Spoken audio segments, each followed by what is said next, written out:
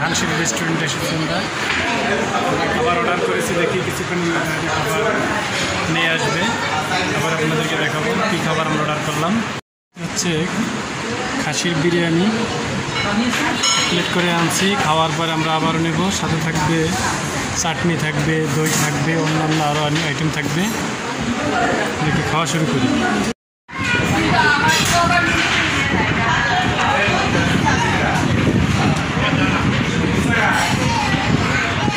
খাওয়া দাওয়া শেষ করে বলছিলাম যে ভাই একটা ঠান্ডা দিন, মোজো আছে, তখন দোকানদার বললো যে না মোজো নেই। তো আমি তো মোজো ছাড়া কিনবো না, কারণ মোজো কেনার একমাত্র উদ্দেশ্য হলো আপনাদেরকে আমি বলি, তা হচ্ছে দেখেন মোজো হচ্ছে লেখা আছে উই সাপোর্ট প্যালেস্টাইন। এখানে লেখা আছে যে 1 টাকা যাবে ফিলিস্তিনের অসহায় মানুষদের জন্য, অসহায় মুসলমানদের জন্য 1 টাকা যাবে। সেজন্য 4-5টা দোকান খুঁজে আমি মোজো কিনেছি। আমি স্পেশালি ধন্যবাদ জানাই আকিজ গ্রুপকে, এই মোজো কোম্পানির, মোজো প্রোডাক্টটা যে কোম্পানির, আকিজ কোম্পানিকে ধন্যবাদ জানাই। আমার এই মোজোটা কেনার একমাত্র উদ্দেশ্য হলো ফিলিস্তিনের অসহায় মানুষ যারা আছে তাদেরকে 1 টাকা পাঠানো। এটা খানজান আলী রহমাতুল্লাহ আলাইহির মাজারের সামনে থেকে আপনাদের সকলকে জানাচ্ছি। আসলে খানজান আলী রহমাতুল্লাহ আলাইহি বাংলাদেশের জন্য একটা আল্লাহ তাআলার রহমত, বাংলাদেশের জন্য আল্লাহ তাআলার পাঠানো একটা নিয়ামত, এবং এই খানজান আলী রহমাতুল্লাহ আলাইহিকে নিয়ে আমরা গর্ববোধ করি, কারণ তার ব্যাপারে কোনো সন্দেহ নাই যে তিনি আল্লাহ তাআলার ওলি ছিলেন। আমি এখন তার মাজারের সামনে দাঁড়িয়েছি। এখানে যে একটা গম্বুজ দেখতে পাচ্ছেন, এই গম্বুজটার নিচেই হচ্ছে তার মাজার এবং তার কবর। আমি এখানে এসে জোহরের নামাজ আদায় করছি। জোহরের নামাজ আদায় করে আমি তার কবরের পাশে গিয়েছিলাম। সেখানে অনেক কাজ দেখতে পেলাম যেটা আমার কাছে তেমন একটা পছন্দ হয়নি। আমি সেই কাজগুলো একটু আপনাদেরকে বলি। আপনারা যারা এখানে আসবেন তারা মাজারে ঢোকার সময়, এই মাজারে ঢোকার সময় আপনারা প্রথমে একটা গেট বাঁধবে, তারপর আরও একটা গেট, 2টা গেটেই লোকজন দাঁড়ানো আছে। একটা প্রথম গেট যেটা, সেই গেটে আছে কিছু মহিলা আছে, কিছু পুরুষ আছে যারা জুতা সংরক্ষণ করে। আপনার জুতা রেখে যাবেন, তারা একটু জুতাটা সাইড করে রাখবে, আপনাকে বিভিন্ন প্রকারের কথাবার্তা বলে আপনি যখন বের হয়ে আসবেন তখন আপনার কাছ থেকে কিছু টাকা পয়সা নেবে। তারপরের যে গেট আছে সেখানে আপনি দেখবেন কিছু তাবিজ, কিছু মাদুলি, এবং সে তাবিজ মাদুলিগুলো নেওয়ার জন্য এখানে মাইকিং করা আছে। দেখুন এখানে মাইক দেখতে পাচ্ছেন, এখানে একটা মাইক আছে, এই যে একটা মাইক আছে, এবং ওই পাশে আরও একটা মাইক আছে।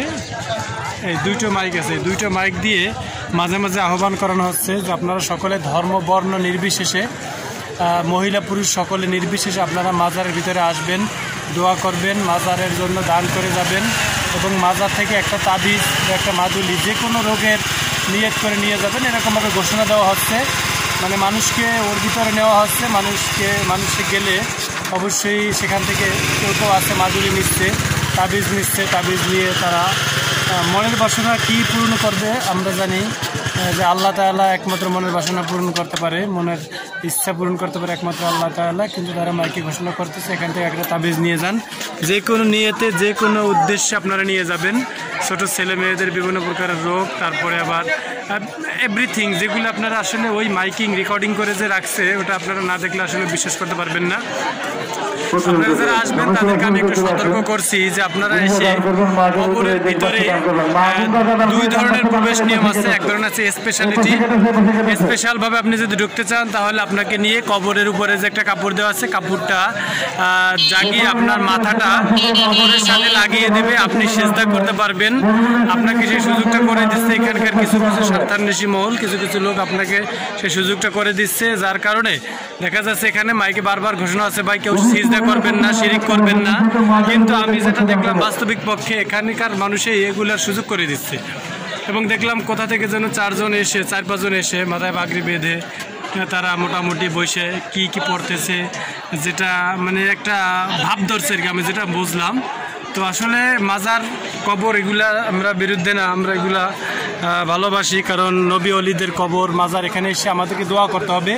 তাদের কাছে কিছু চাওয়ার নেই, তারা মৃত, তাদের কোনো দেওয়ার ক্ষমতা নেই, একমাত্র দিতে পারবে আল্লাহ। আল্লাহ তাআলার কাছে আমাদেরকে চাইতে হবে। এখানে আমরা আসি, আমি এসেছি জাস্ট আমাদের বাগেরহাটের ঐতিহ্য, সংস্কৃতি এবং আল্লাহ তাআলার একজন ওলি শুয়ে আছেন, সেজন্য সেই উদ্দেশ্যে মূলত আমার আসা, কোনো কিছু চাওয়ার উদ্দেশ্যে না। কোনো কিছু পাওয়ার উদ্দেশ্য না। আমি আপনাদেরকে আহ্বান করবো, আপনারা যারা আসবেন তারা এই চাওয়া পাওয়ার উদ্দেশ্য ছাড়াই আসবেন, জাস্ট দেখতে আসবেন এবং পারলে আল্লাহর ওলির জন্য দোয়া করে যাবেন। কারণ যারা কবরে শুয়ে থাকে তারা অবশ্যই নিরুপায়, তারা অসহায়। কারণ আমি আপনি একটা দোয়া, একটা সূরা, একটা কিরাত পড়ার ক্ষমতা আমাদের আছে, ক্ষমতা এখন নেই, কারণ তারা মৃত। আল্লাহ তাআলা তাদের নিয়ে গেছে, তাদের ভালো কাজগুলো আল্লাহ তাআলা কবুল করুক, তাদের ভালো কাজের বদৌলতে আল্লাহ তাআলা তাদেরকে উত্তম জাযা দান করুক। আর একটা বিষয় আপনাদের জানিয়ে রেখে, এইটা হচ্ছে আমার পিছনে এখন দর্শক, এবারে আপনাদেরকে দেখাবো আমাদের এই বিখ্যাত দরগা দিঘির কিছু কার্যক্রম। আসলে এখানে বিভিন্ন ধর্মের, বিভিন্ন বর্ণের, বিভিন্ন মতের, বিভিন্ন পথের, বিভিন্ন মাইন্ডের মানুষ এখানে আসে, বিভিন্ন মন মানসিকতার মানুষ এখানে আসে, যাদের বিভিন্ন ধরনের বিভিন্ন উদ্দেশ্য থাকে। কেউ কেউ উদ্দেশ্য করে আসে যে এই পুকুর, এই দিঘিতে হযরত খান জাহান রহমতুল্লাহ আলাইহির স্পর্শ আছে এবং তার এই স্পর্শকে বরকতময় মনে করে অনেকে এখানে এসে গোসল করে, অনেকে পানি নিয়ে যায় এবং এখানে অনেকে এসে আবার পিকনিক করে, রান্নাবাড়া করে। আমি দেখতে পাচ্ছি ওই কর্নারে রান্নাবাড়া হচ্ছে, হয়তোবা কেউ কোনো একটা প্রতিষ্ঠান থেকে বা কেউ হয়তো বা পিকনিক এসেছে বা ঘুরতে এসেছে, এখানে রান্নাবাড়া করতেছে। এখানে দেখতে পাচ্ছেন আপনারা বিভিন্ন রকমের মানুষ গোসল করছে, নারী পুরুষ নির্বিশেষে সকলেই গোসল করছে। যার যার উদ্দেশ্য ভিন্ন হতে পারে, এক একটা উদ্দেশ্য থাকতে পারে। তবে আমার মনে হয় যে এখানে যে গোসল করতেছে যার উদ্দেশ্য সেই ভালো বলতে পারবে, আসলে এই ব্যাপারে মন্তব্য করা ঠিক হবে না।